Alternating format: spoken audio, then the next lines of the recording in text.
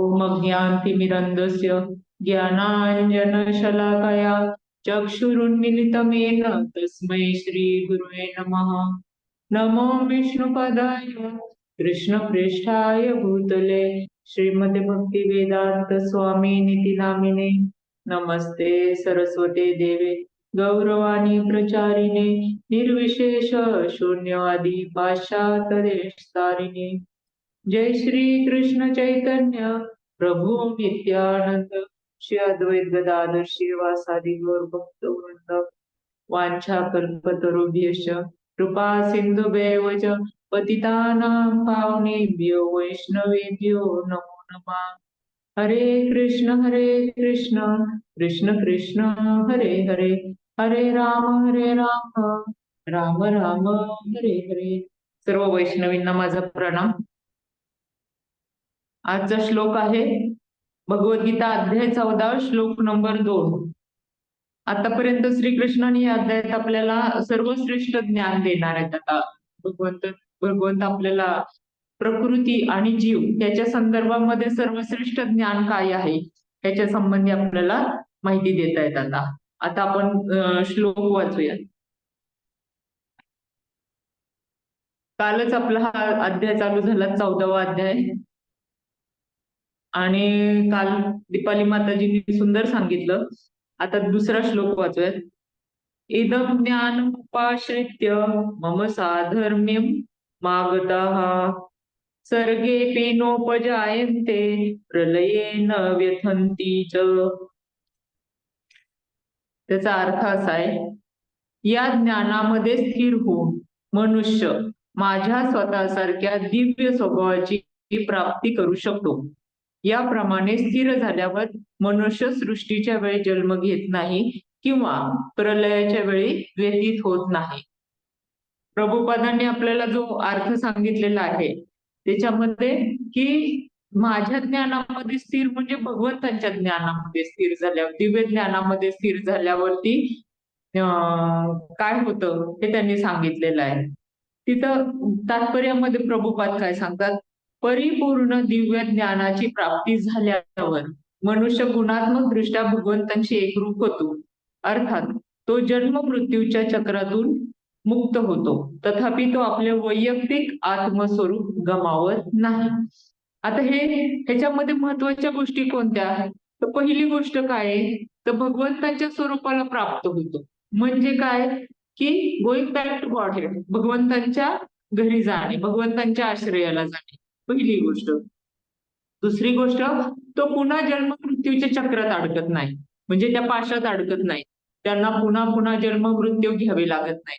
तिसरी गोष्ट, आणि भगवंतांच्याकडे जाण्याच्या अगोदर तो काय म्हणतो, जरी प्रलय झाला तरी त्याच्यामुळे तो डिस्टर्ब होत नाही किंवा व्यथित किंवा दुःखी होत नाही प्रलय झाला तरी, कारण त्याला माहित आहे भगवंताचं ज्ञान झालेलं आहे। तो ह्या सगळ्या पाशातून बाहेर पडल्यामुळे त्याला माहिती आहे आता की काय आहे भगवंत कसे आहेत। ह्याच ज्ञानाला भगवंतांनी दिव्य ज्ञान असे संबोधलेलं आहे। म्हणून श्रीकृष्ण काय म्हणतात की लक्ष द्या मी काय सांगतो ते, आणि समजून घ्यायचा प्रयत्न करा। काय समजून घ्यायचा प्रयत्न करा, की आपण सर्वजण भगवंतांचे दास आहोत, म्हणजे भगवंतांचे दास आहोत किंवा दिव्य आहोत। आपण दिव्य आहे, आपण सगळेजण दिव्य आहे। आपला आत्मा हा श्रेष्ठ आहे, दिव्य आत्मा आहे। आपलं सोल किंवा आपला आत्मा हा भगवंतांशी निगडीत आहे, म्हणून तर म्हटलेलं आहे की त्याच्यातून मुक्त होतो आणि भगवंताची गुणात्मक दृष्ट्या एकरूप होतो, गुणात्मक दृष्ट्या असं सांगितलेलं आहे। त्याच्यामुळे किंवा दिव्य आहोत असं, आणि आत्म्याला कसं आहे, जन्म पण नाही आणि मृत्यू पण नसतो, परंतु आपण त्रिगुणांमुळे ह्याच्यात बांधले गेलेले सृष्टीमध्ये, आणि त्याच्यामुळे आपल्या ठिकाणी वेगवेगळे दोष निर्माण होतात। पण हे जेव्हा दोष नाहीसे होतात, हेच अध्यायामध्ये सांगितले की मोक्ष प्राप्तीबद्दल सांगितलेले आहे। इथं मोक्ष प्राप्ती म्हणजे काय, की आपला गैरसमज असतो मोक्ष मिळाला म्हणजे काय होतं, की एकदा आपल्याला मोक्ष मिळालं की आपण भगवंताच्या मध्ये विलीन होणार, म्हणजे आपलं अस्तित्व संपून जाणार असं। पण सत्य परिस्थिती अशी नाहीये की आपलं अस्तित्व संपत नाहीये। उदाहरणार्थ उदाहरण द्यायचं झालं तर एखादा हिरवा पक्षी आहे आणि उदाहरणार्थ पोपट आहे आणि हिरव्या झाडावर जाऊन बसला, तर त्या पोपटाचं अस्तित्व संपतं का हो? म्हणजे तो हिरव्या झाडामध्ये विलीन झाला असं म्हणता येईल का? तो पोपट हिरव्या झाडावरती जाऊन बसल्यामुळे ते दोघांचं एकमेकांशी एकसारखेपणा झाला. त्याच्यामुळे ते गुणात्मक दृष्ट्या तसं रंग हिरवा असल्यामुळे ते आपल्याला ओळखता येईनसे झाले. म्हणजेच काय झालं की त्यांचं एक कुठेतरी गुण एकसारखा असल्यामुळे ते एकसारखे दिसायला लागले. पण तसं वेगळं पोपट हे वेगळं अस्तित्व असतंच. म्हणून तर आपल्याला असं म्हणता येत नाही की आपलं अस्तित्व वेगळं आहे. जरी आपण दिव्य आत्मा असलो, तरी पण वेगळे अस्तित्व असतेच आपले. एकच नाही. आपण म्हणजे भगवंत नाही होत. आपलं आपलं हे वेगळं अस्तित्व असणार आणि भगवंतांचं वेगळं अस्तित्व असणार. आणि जरी दिव्य आत्मा आपला असेल, तर मोक्षप्राप्ती मिळाल्यावर आपल्याला भगवंत धामात जरी गेलो, तरी आपण आपली तिथं वेगळी ओळख असते. म्हणजे आपण आत्मा म्हणूनच आपण तिथं राहत असतो, भगवंताची सेवा करत असतो, पण भगवंतात विलीन होत नाही. म्हणजे असं जर कोणी सांगितलं, कुठल्याच साधूनी वगैरे सांगितलं नाही, की आपण भगवंतात विलीन होतो. होत नाही. मग श्रीकृष्ण हे स्वतः वेगळे आहेत आणि आपण सुद्धा कितीतरी अशा आत्मी आहोत, की सगळेजण वेगळे आहोत आपण. प्रत्येक आत्मा हा वेगवेगळा असतो आणि आपल्यात सर्व भगवंतासारखे गुण येतात भगवंतासारखे, पण आपण स्वतंत्र राहतो. आपण भगवंत होऊ शकत नाही किंवा आपण देव होत नाही. आणि तिथं स्वतंत्र राहून भगवंतांची सेवा करतो आणि भगवंतांच्या वेगवेगळ्या ज्या लीला असतात त्याच्यामध्ये आपण भाग घेतो. म्हणजे तिथं भगवत धामामध्ये आपण काय करतो, तर वेगवेगळ्या लीलांमध्ये भाग घेतो, भगवंतांची सेवा करतो असं आहे. त्याच्यामुळं वेदात पण सांगितलेले आहे, प्रभुपादांनी तात्पर्यात सांगितलंय, की वेदातून कळून येते की आध्यात्मिक विश्वातील वैकुंठ लोकांची प्राप्ती झालेले मुक्त जीव भगवंताच्या दिव्य प्रेममयी सेवेमध्ये संलग्न झाल्यामुळे सदैव भगवंतांच्या चरण कमलांचे दर्शन घेतात. म्हणजे ते सतत तिथंच असतात भगवंतांच्या सोबत. त्याच्यामुळे ते सतत भगवंतांचे चरण कमलांचे दर्शन घेतात. म्हणून मोक्ष प्राप्तीनंतरही भक्त आपले वैयक्तिक स्वरूप गमावत नाही. म्हणजे असं कोणी म्हणलं ना की तुम्ही भगवंतात लीन झाला म्हणजे भगवंत झाला, तर तसं नाहीये. मोक्ष मिळवणं म्हणजे आपलं आपलं अस्तित्व आत्म्याचं अस्तित्व संपतं असं नाही. तर ते भगवंताच्या सेवेत निमग्न होतं किंवा कोणत्याही प्रकारचं तिथं आपल्याला वेगळं काही करावं लागत नाही. तिथं आपल्या वेगवेगळे ताण-तणाव येत नाही. आपण डिप्रेशन येत नाही, आपल्याला डिस्टर्ब होत नाही. कारण काय? कारण तर भगवंतांच्या आपण सतत सोबत असतो, सानिध्यात असतो. तिथं काहीच नाहीये असं ताण-तणाव घेण्यासारखं भगवंतांच्या इथं काहीच नाहीये. म्हणूनच आपल्याला काय आहे, की महत्वाचं हे जाणलं पाहिजे, की आपण हा वेगळा आत्मा आहे भगवंतापेक्षा आणि हा आत्मा भगवंतांच्यामध्ये लीन होत नाही, तर भगवंतांच्या सेवेत जातो किंवा भगवंतांच्या सानिध्यात जात असतो. भगवत धामात जातात म्हणजे मोक्ष मिळतो म्हणजे भगवत धामात जातात आणि तिथं त्यांना भगवंतांच्या सेवेमध्ये राहतात. म्हणूनच ज्ञानेश्वर महाराजांनी पसायदानात सुरुवातच कशी केलेली, आता विश्वात्मके देवे. म्हणजे काय त्या विश्वाच्या चराचरात म्हणजे सर्व बारीक सारीक अणुरेणूमध्ये श्वासाश्वासात राहिलेल्या विश्वरूपी परमात्मा, ईश्वरा, जगत नियंता, विश्वाचा आत्मा असणाऱ्या सृष्टीचा निर्माता आणि सृष्टी कार्याला कर्त्याला प्रार्थना करता येते. की पसायदान म्हणताना ज्ञानेश्वर महाराज सुरुवात कशी करतात, आता विश्वात्मके देवे, ह्या विश्वाचा नियंत्रक असणाऱ्या देवाला ते स्मरून प्रार्थना करतात. ते हरिपाठात ते सांगतात. काय सांगतात? आपले गैरसमज आहे की भगवंतामध्ये विलीन होतो. पण ज्ञानेश्वर महाराज सुद्धा सांगतात, एक नाम हरी द्वैत नाम दुरी, अद्वैत कुसरी विरळा जाणे. समबुद्धी घेता समान श्री हरी, शमदमा वैरी हरी झाला. सर्वागटी राम देहादेही एक, सूर्यप्रकाशक सहस्र रश्मी. ज्ञानदेवा चित्ती हरिपाठ नेमा, मागिली या जन्मा मुक्त झालो. म्हणजे काय? ज्ञानदेव महाराज म्हणतात हरिनाम हे एकच साधन असे आहे, एकच साधन. ज्ञानदेव महाराज सुद्धा सांगतात की हरिनाम हे एकच साधन असे आहे की त्याच्या सामर्थ्याने जीवाच्या ठिकाणी असणारे द्वैत नाम म्हणजे द्वैत भाव, आपण जे दुसरं वेगळेपणा असं म्हणतो तो दूर झाला आणि भगवत नामात मी एक अद्वैत कुसरी आहे. म्हणजे अद्वैत स्थिती प्राप्त करून, म्हणजे आपल्यामध्ये पण ते गुण आहेत भगवंतासारखे, अद्वैत स्थिती प्राप्त करून देणारी कला आहे. हे अनुभवाने जाणणारा या जगात विरळाच आहे. नामाने समबुद्धी म्हणजे योग बुद्धी प्राप्त करून, म्हणजे हे सतत हरी नाम घेतल्याने आपल्याला समबुद्धी प्राप्त होते, योग बुद्धी प्राप्त करून घेतली असता हरी सर्वत्र सारखा भरून राहिलेला दिसतो आपल्याला. सगळीकडे हरीचं वास्तव्य किंवा सर्व गोष्टी चराचरामध्ये हरीचं आपल्याला वास्तव्य कळतं, ते सगळीकडे दिसतं आपल्याला. म्हणून तर असे प्रतीतीला येते. याच्या उलट शमदमांचा आश्रय घेणाऱ्या साधकाला, म्हणजे आपण म्हणतो ना की ते साम दाम दंड भेद वगैरे, शमदमांचा आश्रय घेणाऱ्या साधकाला जगत रूपाने असणारा हरी वैऱ्यासारखा भासू लागतो.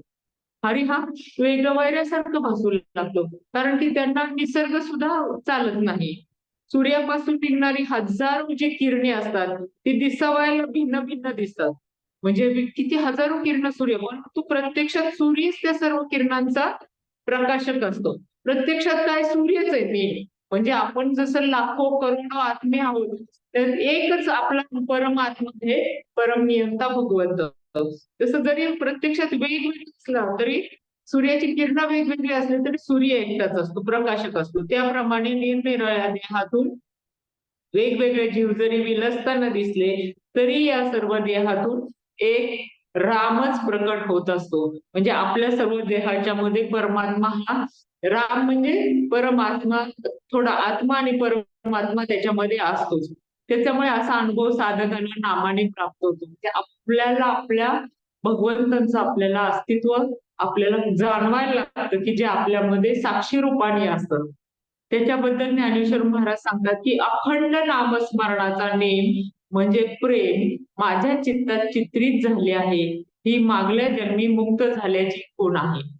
आपण मुक्त कसे झालो, तर आपल्याला अखंड नामस्मरण दिवस रात्र झोपता उठता बसता हे सर्व संतांनी आपल्याला सांगितलंय की आपल्या अखंड नामस्मरण चालू राहतं, तेव्हा आपण मुक्त झालेली खूण त्यांनी मागल्या जन्मी मुक्त झाल्याची खूण आहे असं ज्ञानेश्वर महाराज सांगतात. म्हणजे हे संत आपल्याला सगळं सांगतायत, मार्गदर्शन करतायत, पण आपल्याला लक्षात येत नाही. का लक्षात येत नाही? तर बहिणाबाई काय म्हणतात, मला कळलं गुपित, मला कळलं गुपित काय तुझी करामत, तुझी करामत काय त्याचं गुपित मला कळलंय. अरे अंधाराला केली उजेडाच्या वरे मात, अंधारानं उजेडाच्या वर मात केली, आता मी देवा तुला ओळखलं, असं बहिणाबाई म्हणतात. सर्व आपल्याला कळतं हे, परंतु आपल्याला लक्षात येत नाही. काय आहे, आपल्याला काय कळतं, बहिणाबाई काय म्हणतात, देवा घेणं जल मन, देवा घेणं जल मन कुठे ना जा तुझ्या दारी, म्हणजे आपलं जन्म मृत्यू हे सतत येत राहतं, कुठे ना जा तुझ्या दारी. सतत आपण ह्या चक्रातून फिरत राहते, हे खुंटत नाहीये, हे थांबत नाहीये. कुठे ना जा तुझ्या दारी तैसे देणारे मरण सुटे ना जा संसारी.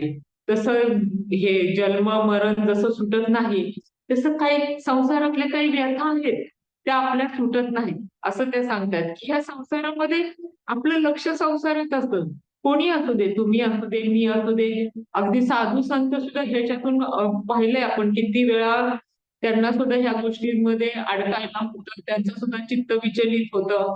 त्याच्यामुळे संसारात आपलं जास्त लक्ष असतं. आपल्याला परमेश्वराकडे एवढं लक्षात येता येत नाही, जेवढं आपल्याला अपेक्षितपणे जसं संतांनी केलंय तसं आपण करू शकत नाही. कारण काय, आपल्याला जरी गुपित हे जरी कळलं तरी आपला संसार सुटत नाही, आपली त्याच्यावरची आसक्ती सुटत नाही. आणि म्हणून काय, आसक्ती न सुटल्यामुळे आपण तिथंच राहतो.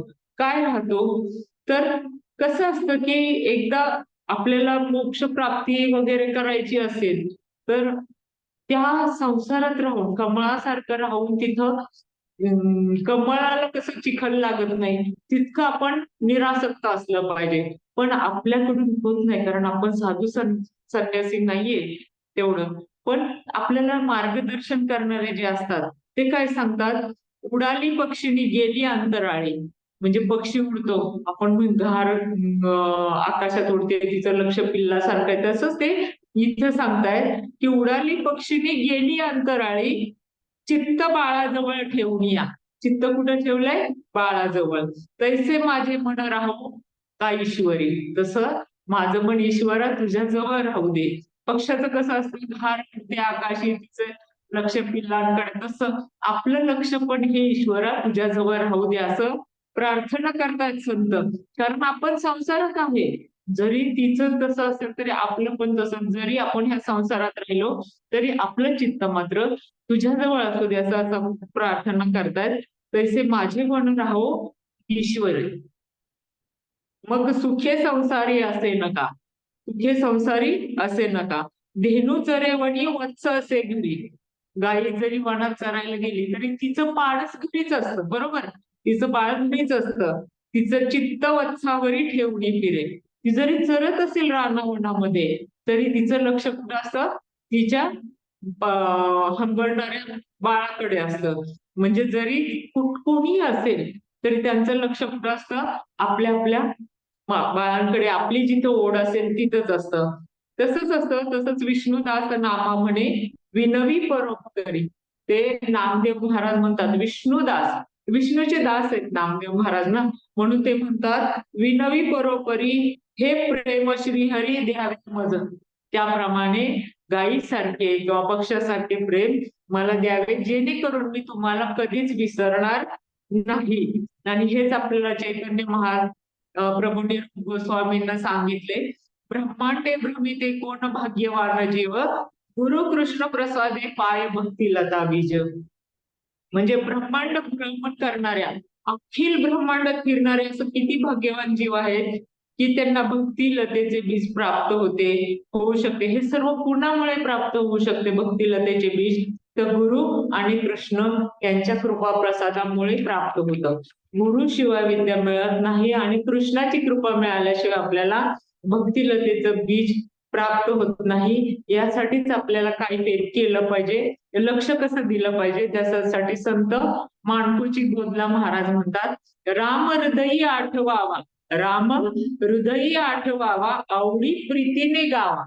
म्हणजे त्याचं गायन असतं ते प्रीतीनं आणि आवडीनं गावं. जे मंत्र आपण म्हणतो किंवा गाणं म्हणजे कोणतंही नामस्मरण करताना प्रीतीने गावा. तोडी अविद्या समोर. त्याच्यामुळे काय होतं तर अविद्या तुटते आपल्यापासून, म्हणजे तिथनं बाजूला होतो आपण. तोडी अविद्या समोर सुख होई प्रबल.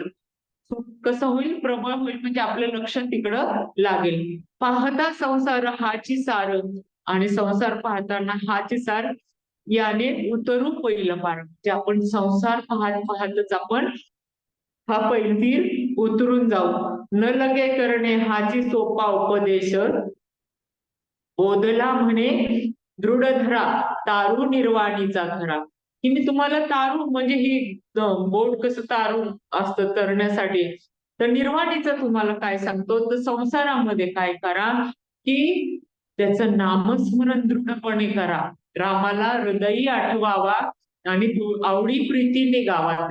म्हणजे सर्व संत हे सांगतात की आपण नामस्मरण हे विशेष लक्ष देऊन केलं पाहिजे, भक्तिभावाने केलं पाहिजे.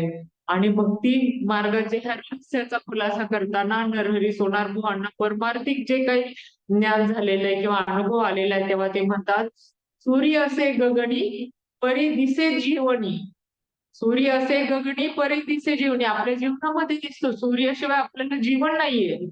मेघ असतो अंबरी, अंबरामध्ये म्हणजे वरती ढग वर असतात. पाणी पडे भूमीवरी, पाणी कुठं पडतं ते तिथून भूमीवर पाणी पाडतात.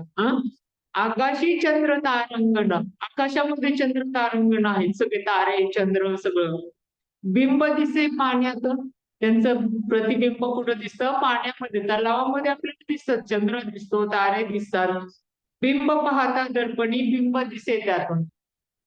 कुठूनही आपण प्रतिबिंब आपल्याला दिसतं आरशामध्ये. आत्मा अनुभव पाहता देव दिसे हो तत्वता. तसं आपण आत्म्याला अनुभव घेतला की आपल्याला देव हा तत्वता म्हणजे थोड्या प्रमाणाने दिसायला लागतो. गुरु कृपा होय पूर्ण नरहरी लंपट निष्ठी. म्हणून गुरु कृपा झाल्यावरती आपल्याला हे पूर्ण आपल्याला देव दिसायला लागतात.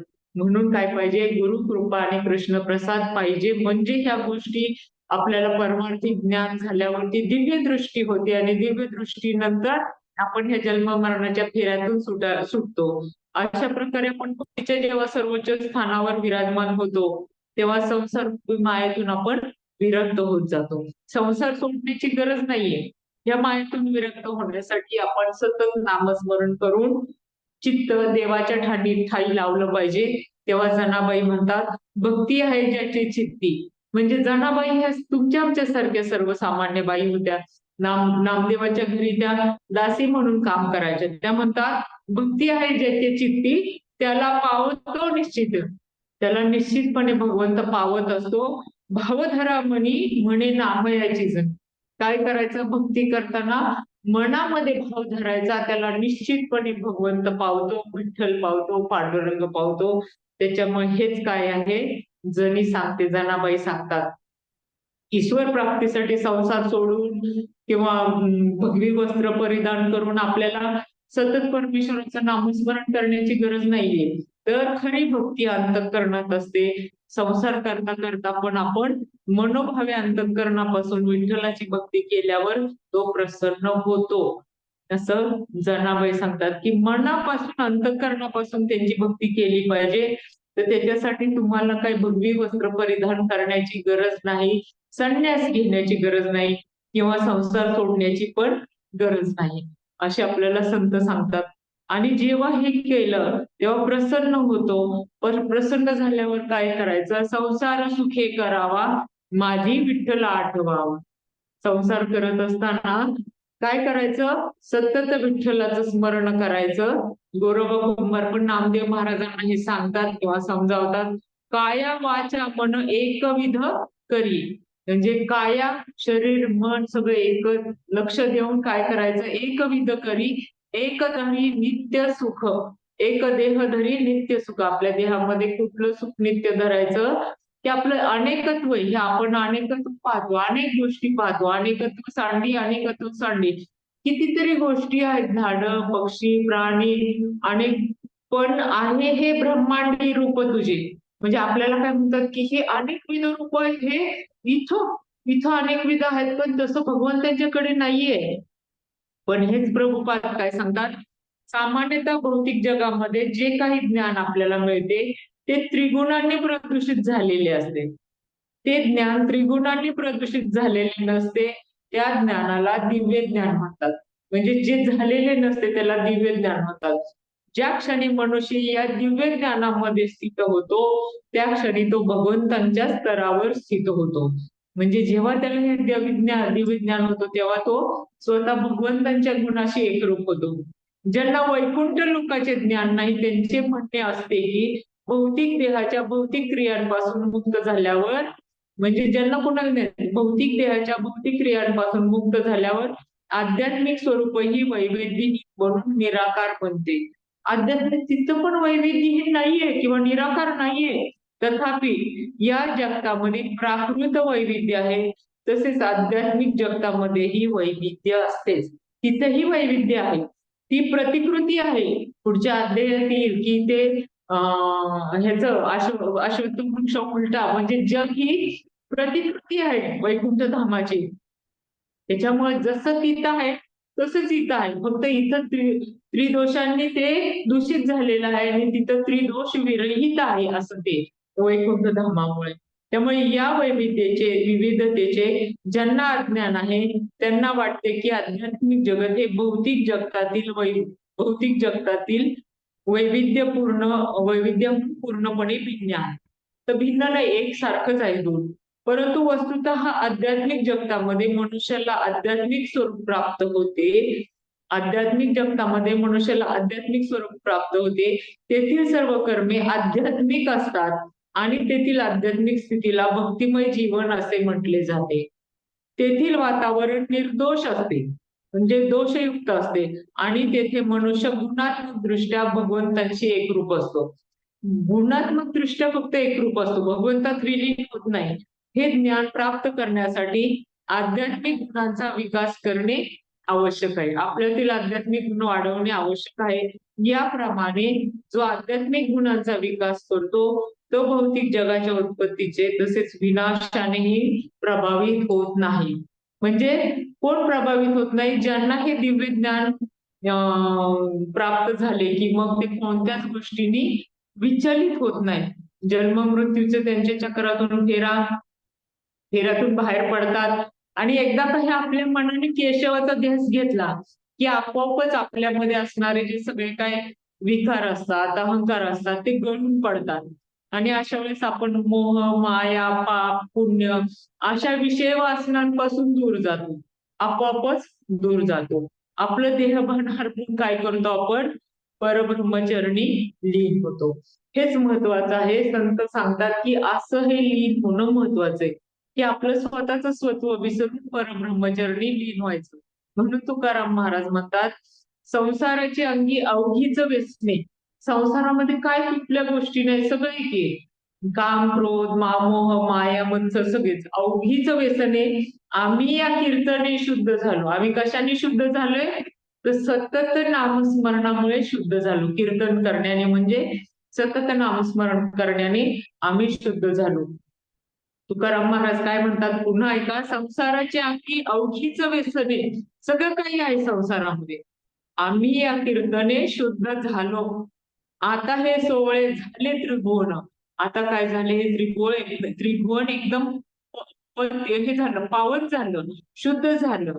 हा विषमा धुवुनी सांडिले. म्हणजे माझ्या चित्तामधील जी विषम कल्पना आहेत ना, ज्या काही विषम कल्पना होत्या त्या धुवून टाकल्या, निघून गेल्या. कशामुळे? तर आता मी ब्रह्मपुरी अखंड वास करणे, ब्रह्मपुरी वास करणे अखंड. आता ब्रह्मपुरामध्ये अखंड वास करण्यासाठी जातलंय. म्हणूनच ते काय म्हणतात तुकाराम महाराज, माहेर काय आपल्यालाच फक्त प्रिय असतं असं नाही बायकांना. तर तुकाराम महाराज म्हणतात, आपुल्या माहेरा जाईन मी आता. आता काय करेल? आपल्या माहेर जाईल. कुठलं? ते नाही का गाणं आहे, आम्ही जातो आमच्या गावा, आमचा राम राम घ्यावा. तसं आपुल्या माहेरा जाईन मी आता, निरोप या संता हाती आला. हे संतांच्या हाती काय निरोप आला? सुख दुःख माझे ऐकले काने. देवाने मी काय सुख दुःख सांगितले सगळं त्यांना सांगितलं, ऐकवलं. ते देवाने ऐकून घेतलं. कळवळा मनी करुणेचा. त्यांच्या मनामध्ये माझ्या त्या सगळ्याबद्दल कीव आली. मी जे काही सगळं सांगितलं ते त्यांच्याबद्दल कीव आली. करुणी सिद्ध मूळ सावले भातुके. म्हणून आता काय माझी तयारी केली नाही सगळी जाण्याची. करुणी सिद्ध मूळ सावले भातुके, येती दिसे एक न्यावयासी. आता माझ्यासाठी न्यायला येणार आहे भगवंत. त्याची पंथे माझे लागलेसे चित्त. माझे चित्त आता कुठं लागलंय? भगवंतांच्याकडे लागलेले की आता मला न्यायला येतील म्हणून. वाट पाहे नित्य माहेराची. आणि मी तेवढ्यासाठी काय करतो? माहेराची नित्य वाट पाहतो. तुका म्हणे आता येतील न्यावया, अंगे आपुलिया मायबाप. अंगे आपुलिया मायबाप. आता मला कोण न्यायला येणार आहे? तर आपले मायबाप न्यायला येणार आहेत. आता तुकाराम महाराज सांगतात की आता आपले मायबाप न्यायला येणार, ते त्यांची वाट पाहत आहेत. त्याने आपल्याला सगळ्यांना माहित आहे. आणखी एक श्लोक आहे पण तो मी काय म्हणत नाही. कसं आहे त्यांचं भगवंताचं घर, कसं आहे भगवंतांच्याकडे गेल्यावर, किंवा आपले आई वडील कसे आहेत? अधर मधुर वदन मधुर नयन मधुर हसितं मधुर हृदय मधुर गमन मधुर मधुर रखिलं मधुर. सगळं मधुर आहे भगवंतांच्या घरी. त्याच्यामुळे आपण सर्वांनी आपल्या बाजूनी प्रयत्न करायचा आहे भगवंतांच्या घरी गावी जाण्यासाठी. आपल्याला न्यायला निश्चितपणे येणार ते. आपण फक्त प्रेम भावाने भक्ती करायला पाहिजे.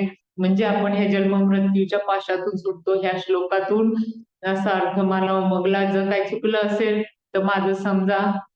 आणि आपले कोण विचार मांडायचे असतील तर निश्चितपणे मांडा. धन्यवाद. धन्यवाद धन्यवाद धन्यवाद माताजी.